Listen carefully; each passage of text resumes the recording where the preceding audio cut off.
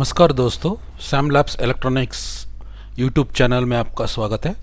SMPS learning में ये हमारा पहला वीडियो है। एसएमपीएस का मतलब है स्विच्ड मोड पावर सप्लाई, यानी कि हम इसमें लीनियरली इसको रेगुलेट नहीं करते हैं, बल्कि ये दूसरी तरह कुछ कॉम्प्लिकेटेड सेटअप से इसका आउटपुट लेते हैं, डीसी आउटपुट लेते हैं। लीनियर पावर सप्लाई में क्या होता है, कुछ कॉम्प्लिकेशन नहीं रहता है। एक स्टेप डाउन ट्रांसफार्मर यूज़ करते हैं, उसमें से आउटपुट निकाल के रेक्टिफाई करके हम डीसी आउटपुट लेते हैं। मगर एसएमपीएस में कुछ कॉम्प्लिकेटेड सर्क्यूट्स होता है। इसका एडवांटेज डिसएडवांटेज दोनों है, हम इसके बारे में जानेंगे। मैं ये चाहता हूँ कि पहले आप थोड़ा ट्रांसफार्मर, स्विचिंग, कंट्रोलर, इसके बारे में एक बेसिक अंडरस्टैंडिंग रहे, ताकि हम दोनों एक ही पेज में हो और बेटर अंडरस्टैंडिंग रहे हमारे लर्निंग कर्व में। ये मेरा यकीन कीजिए, ये आप आगे आपको बहुत उपयोग होगा। तो इसलिए मैं चाहता हूँ कि आप थोड़ा धीरज रखिए और थोड़ा बेसिक लर्निंग करते हैं, ताकि जो लोगों को इसका 100% नॉलेज नहीं है वो लोग भी हमसे इक्वली जुड़ पाए। तो चलिए चलते हैं, हमारा टॉपिक शुरू करते हैं आज का। ये है हमारा बेसिक ट्रांसफार्मर। यहाँ पे हम कैसा ट्रांसफार्मर कंस्ट्रक्शन वो सब कुछ भी जानने की ज़रूरत नहीं है। अभी के लिए इतना जानेंगे कि एक ट्रांसफार्मर है, इसमें 3 भाग होता है। पहला भाग है इसमें कोर, जो यहाँ पे मैं मार्क कर रहा हूँ, ये हमारा हो गया कोर। दूसरा होता है हमारा वाइंडिंग, प्राइमरी वाइंडिंग, ये हमारा प्राइमरी वाइंडिंग है, और ये हमारा सेकेंडरी वाइंडिंग है, जो हम इस कोर के ऊपर वाइंड करते हैं। ये हमारा प्राइमरी वाइंडिंग हो गया, ये हमारा सेकेंडरी वाइंडिंग। जानेंगे आगे ये कैसा काम करता है। इसमें क्या होता है कि हम जब भी प्राइमरी वाइंडिंग को वोल्टेज देते हैं, इसमें से सेकेंडरी वाइंडिंग में वोल्टेज आता है। ये ट्रांसफार्मर का बेसिक्स है। तो ये कैसा इसको ट्रांसफ़र करता है प्राइमरी वाइंडिंग से सेकेंडरी वाइंडिंग, ये हम आगे सीखेंगे। जब हम प्राइमरी वाइंडिंग को वोल्टेज लगाते हैं तो ये एक फील्ड क्रिएट करता है कोर में। फील्ड का मतलब है इलेक्ट्रिक फील्ड। तो ये फील्ड क्या होता है, ये सेकेंडरी वाइंडिंग में वोल्टेज और करंट को इंड्यूस करता है। जब आप यहाँ पे एक मल्टीमीटर लगा के देखते हैं, यहाँ पे ये वोल्टेज रिकॉर्डिंग दिखाता है। इसको हम कहते हैं ट्रांसफ़र ऑफ पावर। यहाँ से यहाँ पावर ट्रांसफ़र हो रहा है, मगर ये वाइंडिंग और ये वाइंडिंग में कोई कनेक्शन नहीं है। जो फील्ड यहाँ पे कोर में इंड्यूस होता है वो ट्रांसफ़र होता है प्राइमरी वाइंडिंग से सेकेंडरी वाइंडिंग।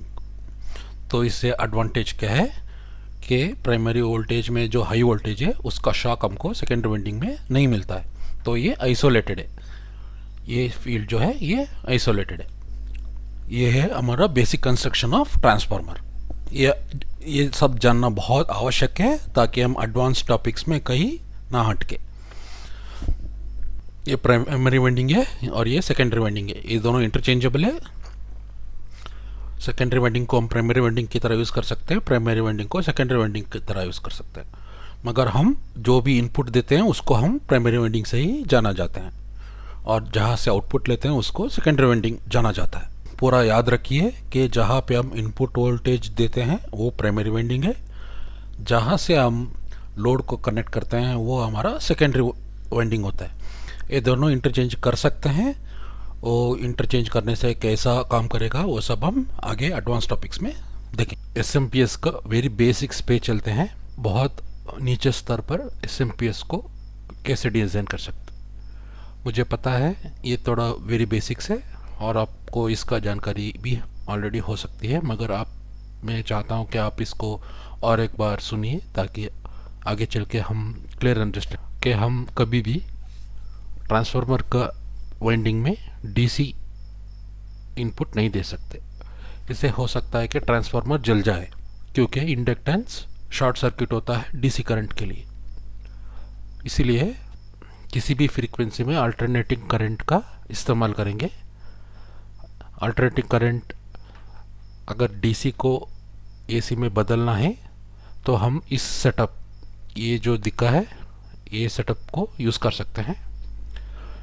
इसमें क्या होता है, यहाँ पे हम एक वाइंडिंग के नीचे में एक स्विच लगा देते हैं और यहाँ पे ये डीसी वोल्टेज है, हम यहाँ पे डीसी कनेक्ट कर देते हैं। जब ये स्विच ओपन होगा तो डीसी करंट नहीं फ्लो करेगा, तो वाइंडिंग में कुछ फ्लक्स क्रिएट नहीं होगा। जब ये शॉर्ट होगा तो यहाँ पे करंट फ्लो होगा और कोर में फ्लक्स इंड्यूस होगा और सेकेंडरी में वोल्टेज क्रिएट होगा। ये वेरी बेसिक प्रिंसिपल है एसएमपीएस में ट्रांसफार्मर यूज़ करने का और डीसी करंट को अल्टरनेट करंट में बदलने का।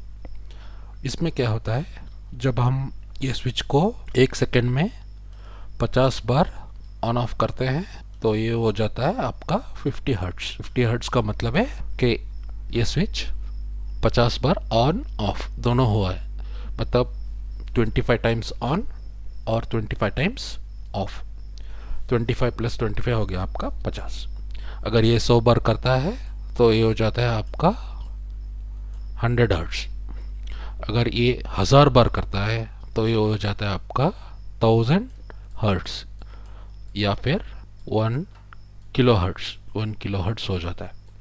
इस तरह हम इसका फ्रीक्वेंसी को सेट करते हैं। मगर यहाँ पे प्रॉब्लम है, एक प्रॉब्लम है कि हम यहाँ पे मैकेनिकल स्विच यूज़ नहीं कर सकते, क्योंकि मैकेनिकल स्विच यूज़ करने के लिए उस पर मैकेनिकल फोर्स लगाना पड़ता है और हम ये नहीं चाहते कोई भी मैकेनिकल यूज़ ना हो या मैनुअल एफर्ट ना हो, ये सब ऑटोमेटिक अपने आप हो जाए।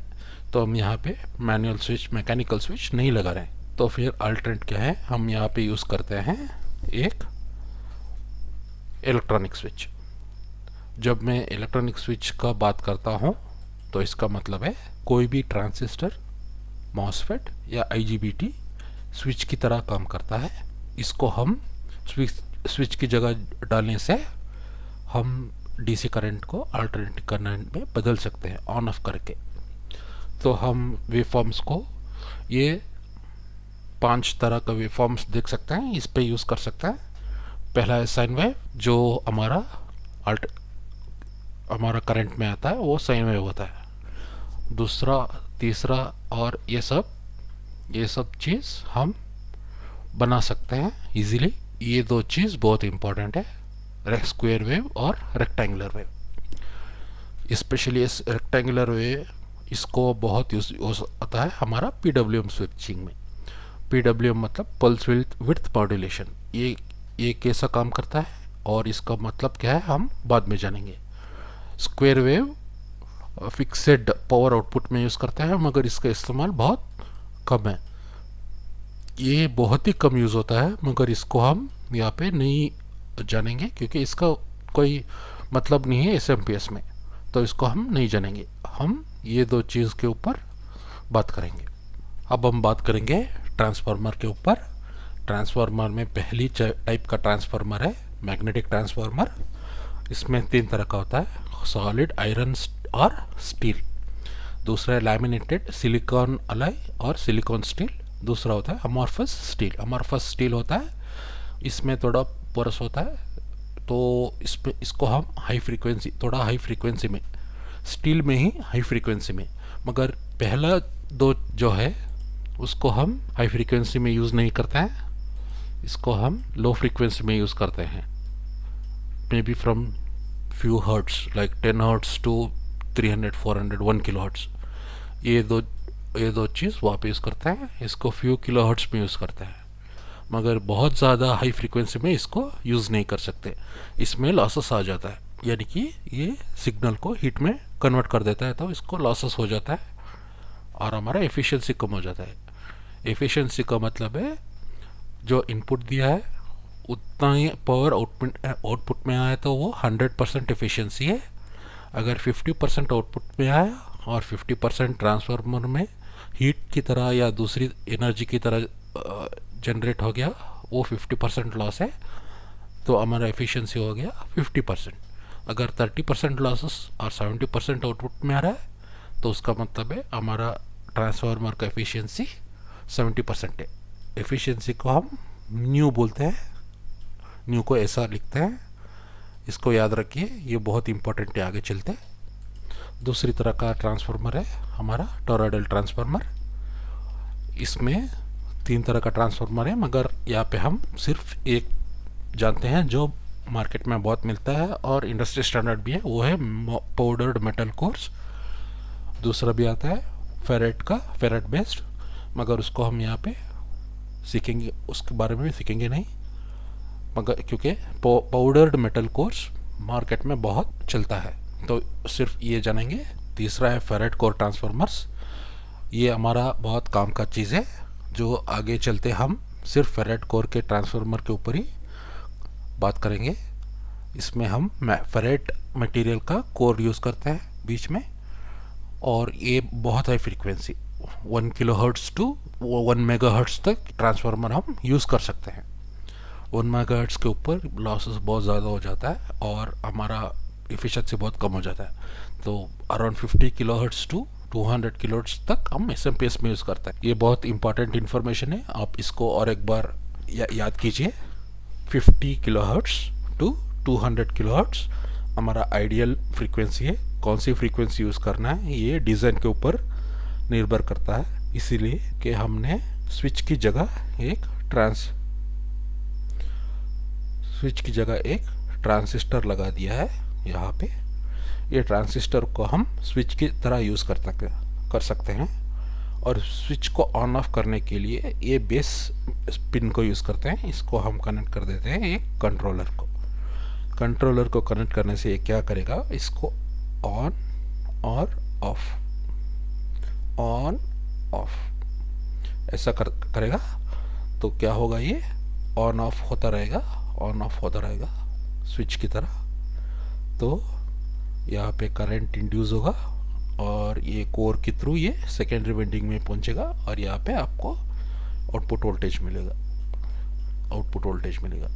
तो इससे क्या होगा, ये प्राइमरी वाइंडिंग से हमें सेकेंडरी वाइंडिंग में फील्ड आउटपुट से थ्रू हमें आउटपुट वोल्टेज और करंट मिलेगा। ये वेरी बेसिक ऑपरेशन है। ये कंट्रोलर मगर यहाँ पे एक हिंट है आपको कि सारे एसएमपीएस में यही चीज़ यूज़ होता है, ये चीज़ यूज़ नहीं होता है। इसका एक कारण है कि साइन वेव से कंट्रोल करने से क्या होगा, हीट लॉसेस बहुत होगा। हमारा जो स्विच यानी कि ट्रांसिस्टर है वो बहुत हीट होगा, क्योंकि यहाँ पे तो देखिए, यहाँ पे तो हमारा ट्रांसिस्टर ऑन है और यहाँ पे ऑफ है, मगर बीच में ये जगह में मैं आपको दिखा देता हूँ। ये जगह जो है, यहाँ पे ट्रांसिस्टर ऑन भी नहीं है, ऑफ भी नहीं है, ये कंडक्ट कर रहा है। तो इसका मतलब है कि ये कंट्रोल्ड तरीके से करंट को फ्लो करने को छोड़ रहा है। तो इसका मतलब है बाकी जो करंट है वो हीट की तरह डिसिपेट हो रहा है, तो हमारा ट्रांजिस्टर बहुत हीट होगा और हमारा एफिशिएंसी बहुत घट जाएगा। इसीलिए हम साइन वेव को कभी नहीं यूज़ करते हैं। तो इसको हम एसएमपीएस में ऑलवेज स्क्वायर वेव या रेक्टेंगुलर वेव यूज़ करते हैं। इसमें आप देख सकते हैं सिर्फ 2 ही स्टेट है, एक ऑन है और दूसरा है ऑफ स्टेट। इसमें कंडक्टिव स्टेट नहीं है, इसकी वजह से क्या होगा, हमारा ट्रांजिस्टर बहुत ज़्यादा हीट नहीं होगा। सिर्फ ऑन से ऑफ जो ये होता है, ये पार्ट होता है, इस पर थोड़ा सा गर्म हो जाता है, मगर वो बहुत कम है, 2-3% है। बाकी सब ये यहाँ पे ऑन छोड़ देता है, यहाँ ऑन ऑफ सिग्नल ऑन होगा, ये बहुत ऑफ आगे।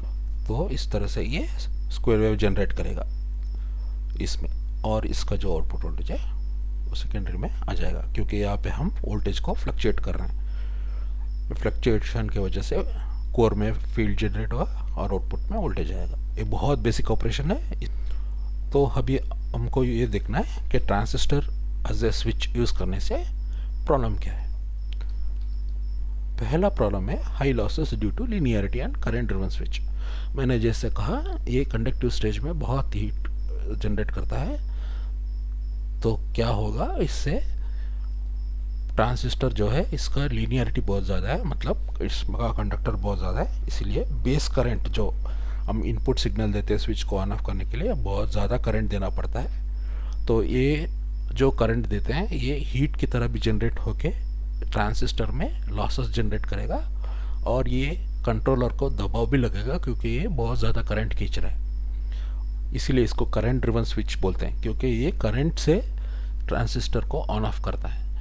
तो इसका मतलब है कि ये कंट्रोलर के ऊपर बहुत सारा दबाव लगा देता है करंट खींचते वक्त। तो इसीलिए हम ट्रांजिस्टर को अवॉइड करते हैं एसएमपीएस डिज़ाइन में।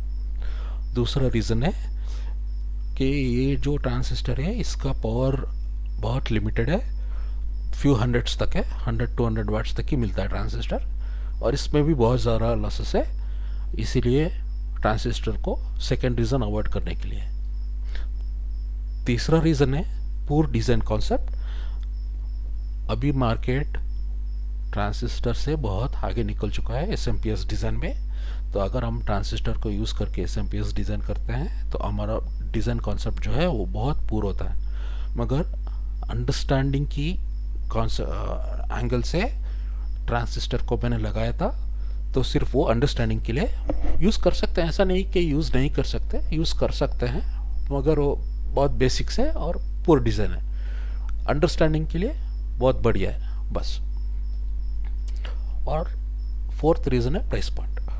जब मैं बोलता हूँ इसका एफिशिएंसी बहुत कम है, वही 100 वाट्स लेने के लिए अगर हमें एक मॉसफेट या एक आईजीबीटी यूज़ करना है तो ट्रांजिस्टर को 2 या 3 यूज़ ना करना पड़ेगा, तो हमारा प्राइस पॉइंट बढ़ जाएगा। और इसका क्योंकि बहुत सारा हीट जनरेट कर रहा है तो इसमें कूलिंग का भी निगरानी रखनी पड़ेगी, तो इसका भी कॉस्ट बढ़ जाएगा।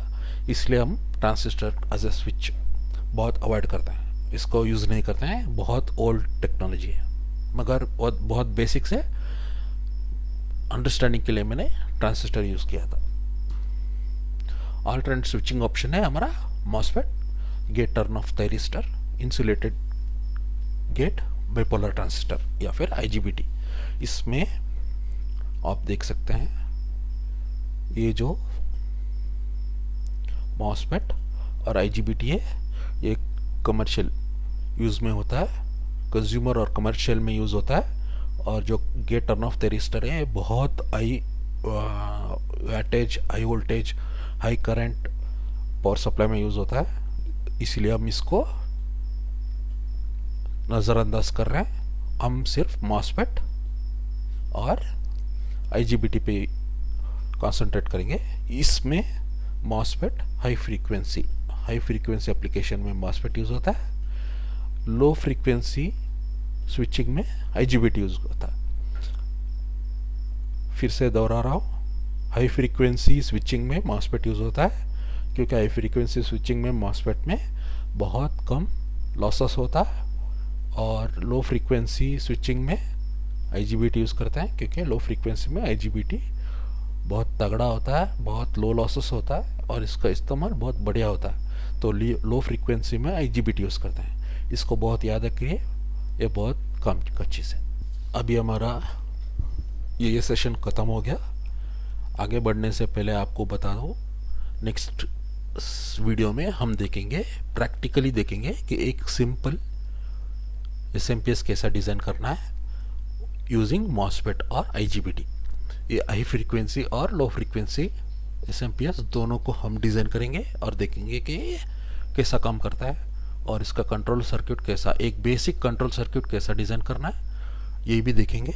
ये भी इसका भी हम विथ प्रैक्टिकल एग्जांपल देखेंगे। अभी के लिए धन्यवाद, थैंक यू।